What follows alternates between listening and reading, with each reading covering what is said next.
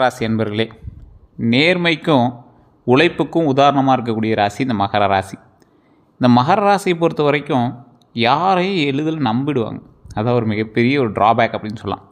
இந்த ராசிங்க இது வரைக்கும் சந்திச்சுட்டு இருக்கிற பிரச்சனை அப்படின்னா, முயற்சிக்கேற்ற பலன் கிடைக்கல, பணம் வந்தும் தங்கலை, கடன் பிரச்சனை புதுசாக உருவாயிருக்கு, பழைய கடன் பிரச்சனை இன்னும் தீர்க்க முடியல, நண்பர்களால் ஏமாற்றம், உறவினர்களால் அவமதிப்பு, அதையும் உங்களுடைய தந்தை வழியில் ரொம்ப கொஞ்சம் கஷ்டமாக இருக்கும். குடும்பத்தில் புரிதல் கொஞ்சம் கம்மிங்க, வேலை மாற்றிக்கிட்டே இருக்கிறது. அதாவது ஒரு வேலைக்கு போவீங்க, அதில் ஏதாவது செட் ஆகலை அப்படின்னா அடுத்த வேலைக்கு போவீங்க, ஒரு தொழில் பண்ணிட்டு இருப்பீங்க, அது செட் ஆகலைன்னா அதில் சேஞ்சஸ் பண்ணிகிட்டே இருப்பீங்க.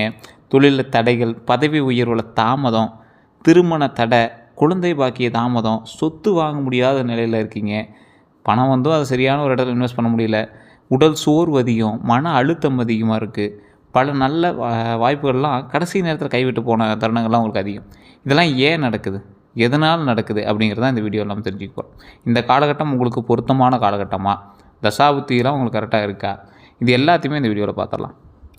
இந்த மகர ராசிக்காரர்களுக்கு 2026 முழு பலன் எல்லாமே சொல்லிட்டு தான் வந்தாங்க. அதுலேயுமே கிட்டத்தட்ட ஒரு தமிழ் புத்தாண்டே பிறந்துருச்சு. அதுக்கப்புறம் குரு பயிற்சி வந்துச்சு, சனி பயிற்சி, அதுன்னு எத்தனை பயிற்சிகளோ தாண்டியாச்சு உங்களுக்கு. ஆனால் இன்னும் நல்ல காலம் பொருள். ஏன் மகர ராசிக்கு மட்டும் மிகவும் சக்தி வாய்ந்த ராசி அப்படின்னு சொல்கிறாங்க, ஆனால் இதுக்கு மட்டும் இவ்வளோ பிரச்சனை நடக்குது? சனி பகவான் ஆளுகின்ற ராசி இந்த ராசி, பூமி தத்துவ ராசி அப்படின்னு சொல்லுவாங்க. ஒழுக்கத்துக்கும் பொறுப்புக்கும் கட்டுப்பாட்டுக்கும் ஒரு முக்கியமான ராசின்னா அந்த மகர ராசி தான். வாழ்க்கையை படிப்படியாக கட்டமைக்கக்கூடிய தன்மை இந்த ராசி தான் அதிகம். மெதுவாக வளர்ந்து பெரிய வெற்றி அடையக்கூடிய ராசி. கொஞ்சம் பொறுமையாக தான் இருக்கிற மாதிரி இருக்கும். நீங்கள் என்னடா பக்கத்தில் இருக்கிறவனா திடீர்னு வளர்ந்துட்டான், நீங்கள் எப்படி பொறுமையாக வளர்ந்துருக்கீங்கன்னா, நீங்கள் நிலையான பொறுமை, அதாவது நிலையான வளர்ச்சி, அதுக்கும் வித்தியாசம் இருக்குல்ல. ஸோ அதை நீங்கள் மைண்டில் ஞாபகம் வச்சுக்கணும். அதே போல் இந்த ராசியை பொறுத்த வரைக்கும் ஒரு அற்புதமான ஒரு ராசி, நல்ல குணம் கொண்ட ராசி, நேர்மை, இதுதான் உங்களோட ப்ளஸ் பாயிண்ட்டு. உழைப்பு உங்களுடைய மிகப்பெரிய ஐடென்டிட்டி, பொறுப்புணர்வு, குடும்பமே உங்களை திட்டினாலும் உள்ளுக்குள்ளே பாராட்டக்கூடிய பொறுப்புணர்வு, பணத்தை வீணாக்க மாட்டாங்க, குடும்ப பாசம் அதிகம், திட்டமிட்டு செயல்படுவாங்க, கடைசி வரை விடாமுயற்சி இருக்கும், நம்பிக்கை வைத்தவங்களை கைவிடவே மாட்டாங்க, மற்றவர்களை கஷ்டப்படுத்த புரிஞ்சிக்கிட்டு அவங்களை கஷ்டப்படுத்தாமல் இருப்பாங்க. ஒருத்தரை கஷ்டப்படுத்தினா மற்றவங்களாம் ஈஸியாக இருக்கும், ஆனால் இவங்க மற்றவங்களை கஷ்டப்படுத்துறது யோசிப்பாங்க. பெரிய கனவுகளை அமைதியாக நிறைவேற்றுவாங்க, ஸ்லோவாக அதை ஓகே பண்ணிடுவாங்க. குறைகள் அப்படின்னா யாரையும் எளிதில் நம்பிடுவாங்க, மனதில் உள்ளதை வெளியில் சொல்ல மாட்டாங்க, கோபத்தை அடக்கி வச்சுக்குவாங்க, அதிகமாக யோசிப்பாங்க, மன அழுத்தம் அதிகமாக இருக்கும் இவங்ககிட்ட, தனிமையை விரும்புவாங்க, தங்களுடைய கஷ்டத்தை வெளியில் யார்கிட்டையும் சொல்ல மாட்டாங்க. அதுதான் எங்களுக்கு மிகப்பெரிய ப்ளஸ் பாயிண்ட்டு. இந்த அளவுக்கு கஷ்டங்களை அனுபவித்த ஒரு ராசி உலகத்தில் எங்கேயுமே பார்க்க முடியாது. குறைகள்னால் யாரையும் எழுத நம்பிடுவாங்கிறது ஒரு மிகப்பெரிய குறையாக நீங்கள் நினைக்கலாம், மனதில் உள்ளதை வெளியே சொல்ல மாட்டாங்கிறது குறையாக நினைக்கலாம். ஆனால் சொன்னால் வெளியே இருக்கிறவன் அசிங்கமாகவும் நினைக்கிறான், அந்த இடத்துல ஆறுதல் சொல்லிட்டு அந்த போய் அசிங்கமாக பேசுகிறான். கோபத்தை அடக்கி வச்சுக்குவாங்க அப்படிங்கிறது ஒரு முக்கியமான விஷயம் தான். ஆனால் அந்த கோபத்தை வெளியிடும் போது இவன் கெட்டவன், அந்த குடும்பத்தில் இருக்கிற நபர்களே இவங்களை அசிங்கமாக பேசும்போது இவங்களுக்கு ஒரு மாதிரி இருக்குல்ல, அதையும் யோசிக்கணும்ல. தனிமையை விரும்புகிறாங்க அப்படின்னா இவங்க வேணும்னே விரும்புகிறது இல்லைங்க, சுற்றி இருக்கக்கூடிய மக்கள்னால கஷ்டப்பட்டு இவங்க தனிமையை போய் விரும்புகிறாங்க. இது நிறையா மகராசிக்காரர்களுக்கு புரியும். இது உண்மை அப்படின்னா மறக்காம கமெண்ட் செக்ஷனில் பற்றி விடுங்க. அதே போல் இப்போ நம்ம சொல்கிறது பார்த்திங்கன்னா ஃபுல் அண்ட் ஃபுல் பார்த்திங்கன்னா ராசியினுடைய பலன். ராசியினுடைய பலன் எந்த அளவுக்கு பலிக்கும் அப்படின்னு கேட்டால் ஒரு 50 to 60% தான் பலிக்கும். ஜோதிட ரீதியாக ஜாதக பலன் அப்படின்னு ஒன்று இருக்குது. ஜாதக பலன் அப்படிங்கிறது நீங்கள் என்ன பண்ணுறீங்க, உங்களுடைய தசாபுத்தி, உங்களுடைய லக்கினம், நட்சத்திரம் எல்லாத்தையும் பேஸ் பண்ணி தான் அந்த விஷயங்களை நோட் பண்ண முடியும். ஸோ அப்போ நீங்கள் என்ன பண்ணணும், உங்களுடைய தனிப்பட்ட ஜாதகம் தான் அதுக்கு பேசும். நிறைய பேர் யூடியூப்பில் வீடியோ பார்த்துட்டு, சார் நீங்கள் சொல்கிறதெல்லாம் எங்களுக்கு இன்னும் பொருந்தவே இல்லை, 50 to 60% தான் பொருந்துது. காரணம் என்ன அப்படின்னு கேட்குறீங்கன்னா, மகர ராசியில் 12 கோடி பேர் இருக்கான் இந்தியாவில் மட்டுமே. எல்லாத்துக்கும் இது மாதிரி நடந்துச்சுன்னா என்ன வருது, அப்போ என்ன ஆகுது, உள்ள தசாபுத்தி, லக்கினம், நட்சத்திரம், நீங்கள் பிறந்த நேரம், பிறந்த ஊர், உங்களோட பிரயாணிக்கூடிய மற்ற ராசி, இது தான் பேசும். இது பேசும்போது ஆட்டோமேட்டிக்காக அதுக்கு தகுந்த மாதிரி வாழ்க்கையில் முன்னேற்றங்கள் நடக்க ஆரம்பிக்கும். ஸோ இதை வச்சு பேஸ் பண்ணோம் அப்படின்னா கீழே ஒரு நம்பர் கொடுத்துருக்கேன், பிரபல ஜோதிடர் நம்பர். அப்பாயின்மெண்ட் பேசிஸில் தான் ஜோதிடம் பார்ப்பாங்க. உங்களுக்கு வேணும், ஐடியா இருக்குது அப்படின்னா மட்டும் கால் பண்ணுங்கள். அதுக்கு தகுந்த மாதிரி தான் ஃபீஸஸ் இருக்கும். மிடில் கிளாஸ் பீப்புளுக்கு செட் ஆகும். நீங்கள் ட்ரை பண்ணுங்கள். உங்களுடைய பொறுப்பின் பேரில் நீங்கள் வேணால் ஃபோன் பண்ணி பேசிக்கலாம். இது நீங்கள் அட்வர்டைஸ்மெண்ட்டாக நினச்சாலும் சரி, ப்ரொமோஷனாக நினச்சாலும் சரி. அதே போல் இந்த ராசிக்காரர்களுக்கு பல வாய்ப்புகள் கைவிட்டு போன நேரங்கள் இந்த தருணம். ஏன் சார் அப்படி, என்ன காரணம்? யாரை கேட்டாலும் மகர ராசிக்கு ஓரளவு பரவாயில்லைங்கிறாங்க. என்ன காரணம் அப்படின்னா இவங்களுக்கு ஏற்பட்ட துரோகங்கள். அப்படி நம்பிய நண்பர்கள் மூலமாக துரோகம், உறவினர்கள் மூலமாக துரோகம், அதெல்லாம் ரொம்ப நீங்கள் சொல்ல முடியாத அளவுக்கு இருக்கும்.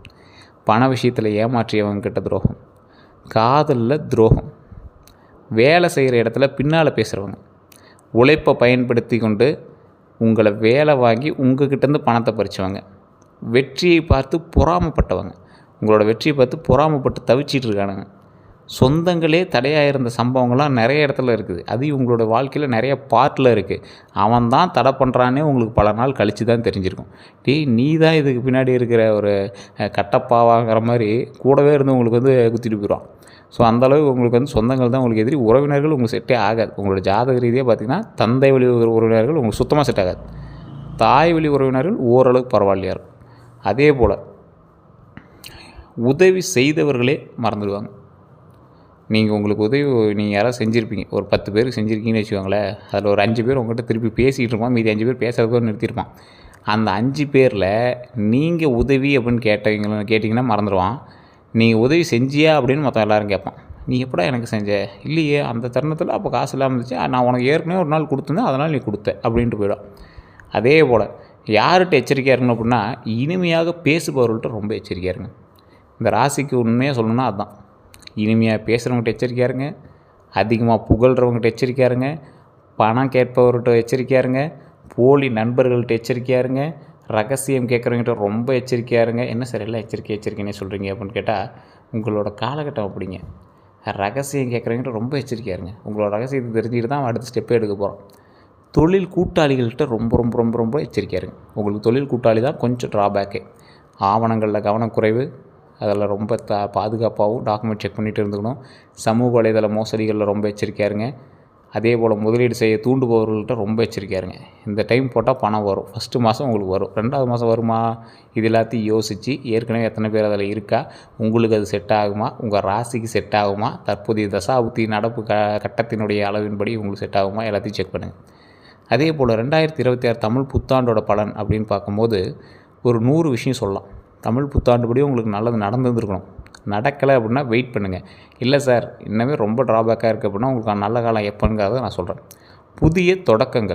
புதிய தொடக்கம், வேலை வாய்ப்பு உண்டு, வருமான உயர்வு உண்டு, தொழில் வளர்ச்சி உண்டு, வெளிநாட்டு வாய்ப்பு உண்டு, புதிய வீடு வாங்கக்கூடிய நேரம் உண்டு, வாகனம் வாங்கக்கூடிய யோகம் உண்டு, திருமண பேச்சு முன்னேற்றம் உண்டு, குடும்பத்தில் நல்ல செய்திகள் உண்டு, உடல் நலத்தில் மேம்பாடு உண்டு, ஆன்மீக ஆர்வம் அதிகரிக்கும்.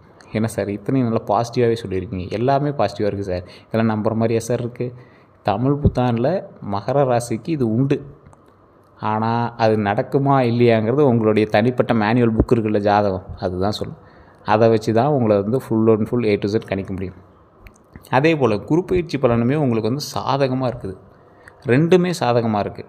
அப்போ ராசி தான் எங்கே இடிக்குது அப்படின்னு அர்த்தம். குரு தரக்கூடிய ஆசீர்வாதங்கள் ரொம்ப முன்னேற்றம். உங்களுடைய ஆசிரியர்களால் தரக்கூடிய ஆசீர்வாதம் ரொம்ப ப்ளஸ் பாயிண்ட்டாக இருக்கும். கல்வியில் முன்னேற்றம் கிடைக்கக்கூடிய ஒரு காலகட்டம். குழந்தை பாக்கியத்தில் முன்னேற்றம் உண்டு. திருமண யோகம் உண்டாகுது. தொழிலில் வளர்ச்சி உண்டாகுது. வியாபார விரிவாக்கம், கடன் சுமை குறையுது. அதே போல் புதிய வாகனம், மதிப்பு உயருது, சமூக மரியாதை அதிகரிக்குது, நல்ல மனிதர்களினுடைய அறிமுகம் கிடைக்குது, ஆன்மீக வளர்ச்சி உண்டாகுது. செய்ய வேண்டியது அப்படின்னா வியாழக்கிழமை விரதம் இருங்க, மஞ்சள் ஆடை அணிங்க, கொண்டக்கடலை தானம் பண்ணுங்க, தட்சிணாமூர்த்தி வழிபாடு ரொம்ப முன்னேற்றம் தரும், குரு காயத்ரி மந்திரம் ரொம்ப நல்லதுங்க. செய்யக்கூடாதது பெரிய முதலீடு, அவசரமாக வேண்டாம், யோசிங்க. அதனால் என்ன பலன், உங்களுக்கு நன்மை நடக்குதா, எல்லாமே யோசிங்க. கோபத்தில் முடிவு வேண்டவே வேண்டாம். தேவையற்ற கடன் இந்த காலகட்டத்தில் சுத்தமாக வேண்டாம். திருமணம் அப்படின்னு பார்த்திங்கன்னா தடை விலகக்கூடிய ஒரு காலகட்டம், நல்ல வரன் கிடைக்கக்கூடிய ஒரு காலகட்டம். குடும்ப சம்பந்தம் மூலமாக நல்ல வரன் கிடைக்குது. திருமண வாழ்க்கையை பொறுத்த வரைக்கும் மேம்பாடு உண்டு. கணவன் மனைவிக்கிடையே புரிதல் உண்டு. பிரிந்தவர்கள் சேர வாய்ப்பு உண்டுங்க. குழந்தைகள் மூலமாக பார்த்தோம்னா குழந்தை பாக்கியம் இந்த காலகட்டத்தில் உங்களுக்கு நல்லாவே இருக்குது. கல்வியில் வளர்ச்சி உண்டு, வெளிநாட்டு படிப்பு உண்டு, போட்டித் தேர்வில் வெற்றி உண்டு, குழந்தைகளால் பெருமை உண்டு. போட்டித் தேர்வில் இப்போ நீங்கள் படிச்சுட்ருக்கீங்க அப்படின்னா கண்டிப்பாக உங்களுக்கு வாய்ப்பு உண்டுங்க. தொழிலை பொறுத்த வரைக்கும் புதிய வேலை உண்டு, பதவி உயர்வு உண்டு, சம்பள உயர்வு உண்டு, அரசு வேலை வாய்ப்பு உண்டு. தனியாராக வேலை பார்த்துட்ருக்கீங்க, தனியாரில் வேலை முன்னேற்றம் இருக்குது அப்படின்னா உங்களுக்கு ஒரு தனி கம்பெனி ரன் பண்ணுறீங்க, இல்லை தனியாரில் போய் நீங்கள் வேலை பார்த்துட்டிங்கன்னா உங்களுக்கு ஒரு ஸ்டெப் அப்படியே மேலே ஏறுவீங்க. புதிய வியாபாரம் உண்டு, வெளிநாட்டு வேலை உண்டு, இது எல்லாமே பாசிட்டிவாக இருக்குது. பணத்தை பொறுத்த வரைக்கும் வருமானம் உயரும். சேமிப்பு அதிகரிக்கக்கூடிய ஒரு காலகட்டம், கடன் அடைக்கக்கூடிய ஒரு காலகட்டம், எதிர்பாராத பணவரவு கண்டிப்பாக உண்டுங்க. நிலையான வருமானம் வந்துட்டுருக்குங்க. நிலையான வருமானம் இதுக்கு மேலே வந்து ஸ்டெப் எடுத்தீங்க அப்படின்னா நிலையான வருமானம் உண்டு. வீடு மற்றும் சொத்துக்கான புதிய ஸ்டெப் எல்லாமே எடுப்பீங்க. புதிய வீடு உருவாக்குறது, நிலம் வாங்கிறது, பழைய சொத்து பிரச்சனைகள் தீர்வு கிடைக்கிறது, கட்டுமானம் தொடங்குதல், வீட்டு விரிவாக்கம் எல்லாமே உருவாக்குறது எல்லாமே பாசிட்டிவாக நடக்கும்.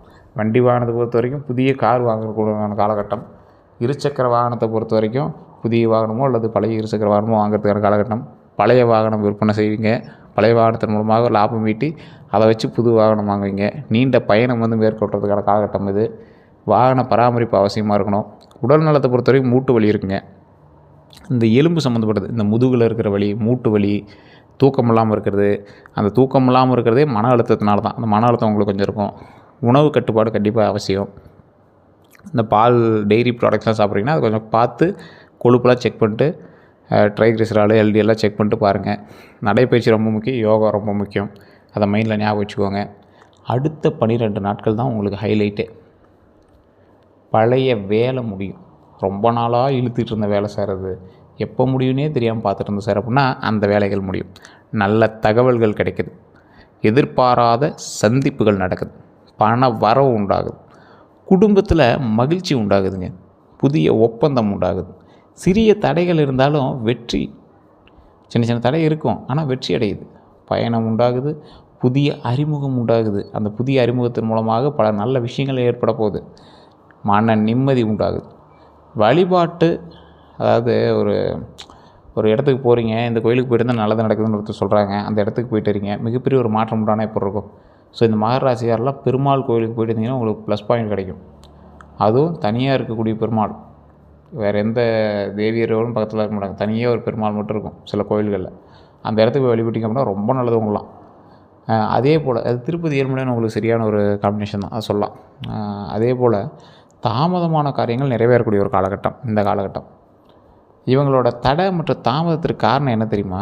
அதையும் நான் சொல்கிறேன், நோட் பண்ணிக்கோங்க. சனியினுடைய சோதனை காலம். சனி வந்து உங்களை வச்சு சோதிப்பார். சனி எப்போயுமே வந்து என்ன பண்ணுவார் அப்படின்னா, சனி கொடுத்தால் யார் தடுப்பார் அப்படிம்பாங்க. சனி வந்து உங்களுக்கு பாடத்தை கற்றுக் கொடுப்பார். பாடத்தை கற்றுக் கொடுத்துட்டு நல்ல லம்பாக பல்காக அமௌண்ட் கொடுப்பார். ஸோ அமௌண்ட் விஷயத்துலையோ நல்ல விஷயத்துலையோ உங்களுக்கு நல்லது செய்வார். அதே போல் அவசர முடிவுகள் எடுக்காதீங்க. அவசர முடிவுகள் வேண்டவே வேண்டாம். தவறான நட்பு கூடவே கூடாது. திட்டமிடல், அதே மாதிரி திட்டமின்மை. திட்டமில்லாமல் நீங்கள் ஒரு விஷயத்தை போய் பார்க்குறீங்க பண்ணுறீங்க அப்படின்னா அது பாட்டுக்கு போகிற போக்கில் நீங்கள் போனீங்கன்னா மாட்டிக்குவீங்க. அது பிளான் பண்ணி போங்க. மன பயம், எந்த விஷயத்தில் மனத்தில் வந்து பயப்படுறீங்க, ஒரு சின்ன விஷயமா இருக்கும், பயத்தினாலே அதை போய் பண்ணாமே இருப்பீங்க. பக்கத்தில் ஒரு பைப் போயிட்டுருக்கு சார், அந்த பைப்பில் வந்து உடஞ்சி தண்ணி போயிட்டுருக்கு, கேட்கலான்னு போனேன், கேட்குறதுக்கு பயமாக இருந்துச்சு, ஏன் கேட்கணும்னு விட்டுட்டேன். எக்ஸ்ட்ரோவர்ட்டே ஆகிறது விரும்பலாம், இன்ட்ரோவர்ட்டாகவே இருக்குங்கிறது தப்பு. அதே போல் அதிக நம்பிக்கை ஒருத்தர் மேலேயோ இல்லை ஏதோ ஒரு விஷயத்து மேலேயோ ரொம்ப ஓவர் கான்ஃபிடென்ட் வச்சுருக்காதீங்க. இன்றைக்கான வேலையும் பார்க்க ஆரம்பிங்க. தன்னம்பிக்கை கொஞ்சம் குறைவுங்க. எதிர்மறை சிந்தனை கொஞ்சம் குறைவு. காலத்தை சரியாக பயன்படுத்தாதது உங்களுக்கு ஒரு மிகப்பெரிய ட்ராபேக் அப்படின்னு சொல்லலாம். உங்களுக்கு டைம் கிடைச்சுன்னா அதை கரெக்டாக பயன்படுத்திக்காங்க. இந்த டைமில் உங்களுக்கு வேலை கிடைக்கிறது வாய்ப்பு இருக்குதுன்னு சொல்கிறோம், பயன்படுத்துங்க. அதே போல் இந்த செய்வனை கந்திஷ்டி பொறுத்த வரைக்கும் பாரம்பரிய நம்பிக்கைப்படி சிலர் வந்து செய்வனை கந்திஷ்டி போன்றவற்றெல்லாம் நம்புவாங்க, சிலர் நம்புறதில்ல. இது பல சமயங்களில் பொருளாதார சூழலால் கூட நடக்கலாம். உடல் நலம், உறவு, தனிப்பட்ட முடிவுகள் முக்கிய காரணங்களாக இருக்கலாம். ஆனால் பாரம்பரியமாக செயல்படக்கூடிய பரிகாரங்கள் என்ன தெரியுமா? சனிக்கிழமை எள்ளெண்ணெய் தீபம், சனிக்கிழமை எள்ளெண்ணெய், அதாவது நல்லெண்ணெய் தீபம், அனுமன் வழிபாடு, விநாயகர் வழிபாடு, காகத்துக்கு உணவு வைங்க, கருப்பு எள் வந்து தானம் கொடுங்க, ஏழைகளுக்கு அன்னதானம் பண்ணுங்கள். நவகிரக வழிபாடு ரொம்ப நல்லது. திருநள்ளாறு சனீஸ்வரன் கோயிலுக்கு போயிட்டாலும் அது ரொம்ப நல்லது. அதே போல் பிரதோஷ வழிபாடு, பிரதோஷ நாட்களில் சிவன் ஆலயத்துக்கு போனீங்கன்னா முன்னாடி இருக்கக்கூடிய நந்தி பகவானுக்கு பூஜைகள் பண்ணுவாங்க. அப்போ நீங்கள் அர்ச்சனை பண்ணுறதோ, அந்த சுவாமிக்கு ஏதாவது நீங்கள் அபிஷேகத்துக்கான பொருட்கள் வாங்கி கொடுக்குறதோ ரொம்ப நல்லது. மகா மிருஷுபஜ மந்திரம் உங்களுக்கு முக்கியமாக சொல்லணும் அப்படின்னா மகர ராசிக்காரர்கள் நான் ஞாபகம் வச்சுக்கோங்க. ஓம் நந்தி பகவானே போற்றி, ஓம் நந்தி பகவானே போற்றி, ஓம் நந்தி பகவானே போற்றி. இதை வந்து டெய்லி சொல்லுங்கள். எவ்வளோ நேரம் உங்களுக்கு ஃப்ரீ டைம் இருக்குதோ அவ்வளோ நேரம் நீங்கள் வந்து சொல்லலாம். அதனால் உங்களுக்கு வந்து அவ்வளோ நன்மைகள் உண்டு. அதே போல் திருப்பதி ஏழுமலையான், திருப்பதி ஏழுமலையானே போற்றுவோம், திருப்பதி ஏழுமலையானே போற்றுவோம், திருப்பதி ஏழுமலையானே போற்றி. இதெல்லாம் சொல்கிறது எவ்வளோ நேரம் ஆகிட போகுது? ஒரு 10 செகண்ட் ஆகுமா? இது உங்களுக்கு ரொம்ப நன்மை தரும். 7 முறை தினம் சொல்லுங்கள், அவ்வளோ நன்மை தரும். அது ஒரு பாசிட்டிவ் எனர்ஜி உட்கொண்டு வரும். அந்த பாசிட்டிவ் எனர்ஜி மூலமாக பல நன்மைகள் நடக்க ஆரம்பிக்கும். அதுதான் மிகப்பெரிய ஹைலைட்டு. அதே போல் 2026 செய்ய வேண்டியவைன்னு பார்த்தா தினமும் அதிகாலையில் எழுந்தால் செலவை கட்டுப்படுத்துங்க. இந்த 2026 நீங்கள் அதை பண்ணியிருந்துருக்கணும். சரி, இன்னும் ஒரு 3-4 மாதம் இருக்குல்ல, பண்ணலாம். செலவை கட்டுப்படுத்துங்க. புதிய திறன்களை கற்றுக்காங்க. பெற்றோர் ஆசீர்வாதம் பெறுங்க. அதே போல் தான தர்மம் செய்யுங்க. கோபத்தை குறைங்க. சேமிப்பு பழக்கத்தை அதிகரிங்க. நல்ல நண்பர்களை தேர்வு செய்யுங்க. ஆரோக்கியத்தை கவனித்தா ரொம்ப நல்லது. ஆன்மீக வழிபாட்டில் ஈடுபடுங்க. ரொம்ப ரொம்ப ரொம்ப ரொம்ப நல்லதாகும். தவிர்க்க வேண்டியவை பார்த்திங்கன்னா, அவசர முடிவுகள் எடுக்காதீங்க. முன்னாடி சொன்னதான், தேவையற்ற கடன் வேண்டவே வேண்டாம். அதுக்கு நம்பிக்கை வச்சு பணம் கொடுத்தா மாட்டிக்குவீங்க. பணம் கொடுக்காதீங்க அப்படின்னே தெளிவாக சொல்லலாம். ஆவணங்களை படிக்காமல் கையெழுத்திடுறது ரொம்ப தப்பு. அதே போல் வாக்குவாதம் பண்ணாதீங்க. வாக்குவாதம் பண்ணுறது ரொம்ப தப்பு. பொறாமை கொண்டவர்களோட நெருக்கம், அந்த விஷயத்தில் மட்டும் மாட்டிக்காதீங்க. உடல் நலத்தில் அலட்சியம் செய்தல், தயவு செய்து அந்த பிரச்சனை பண்ணவே பண்ணாதீங்க, மாட்டுவீங்க. அதே போல் இந்த மகர ராசிக்காரர்களுக்கு பொதுவாகவே சில விஷயங்கள் நான் முன்னாடின்னு சொல்லிட்டு தான் இருக்கும். இந்த காலகட்டம் உங்களுக்கு சரியான நேரத்தில் கிடைக்கக்கூடிய வெற்றி நீண்ட காலமாக நிலைத்திருக்கக்கூடிய வெற்றியாக கிடைக்க போகுது. ஸோ கொஞ்சம் பொறுமையாக நிதானமாக அதை ஹேண்டில் பண்ணுங்கள். அதே போல் இந்த ராசிக்கு ரொம்ப ஒரு அற்புதமான ஒரு காலகட்டம் அப்படின்னு சொல்லலைனாலும் பரவாயில்லையான காலகட்டம். இந்த வாய்ப்பை நீங்கள் மிஸ் பண்ணிங்கன்னா மறுபடியும் இந்த மாதிரி வாய்ப்புகள் கிடைக்கிறதுக்கு பல வருடங்கள் ஆகும். ஸோ படிச்சுட்ருக்கீங்க, வேலைக்காக தேடிட்டிங்கன்னா நல்ல காலகட்டமாக இருக்கும். வருமானம் கொஞ்சம் ட்ராப் ஆகிருந்துச்சு, மறுபடியும் கொஞ்சம் ஆரம்பிச்சிருக்கு அப்படின்னா இந்த காலகட்டத்தில் வருமானம் அதிகமாக பிடிக்க ஆரம்பிக்கும். ஸோ பொறுமையாக நிதானமாக செயல்பட்டீங்க அப்படின்னா வெற்றி நிச்சயம் அப்படிங்கிறது மைண்டில் ஞாபகம் வச்சுக்கோங்க. வேறு ஏதாவது கருத்துக்கள் இருந்தால் மறக்காம கமெண்ட் செக்ஷனில் பதிவிடுங்க. இதுவரை நம்ம சேனல் சப்ஸ்கிரைப் பண்ணாமல் சப்ஸ்கிரைப் பண்ணிக்கோங்க. 10 பெல் பட்டன் மறக்காம ப்ரெஸ் பண்ணிக்கோங்க. அதே போல் ஃபேஸ்புக்கில் பார்த்தீங்கன்னா ஃபாலோ பண்ணிக்கோங்க. எல்லோருக்கும் நன்றி நண்பர்களே.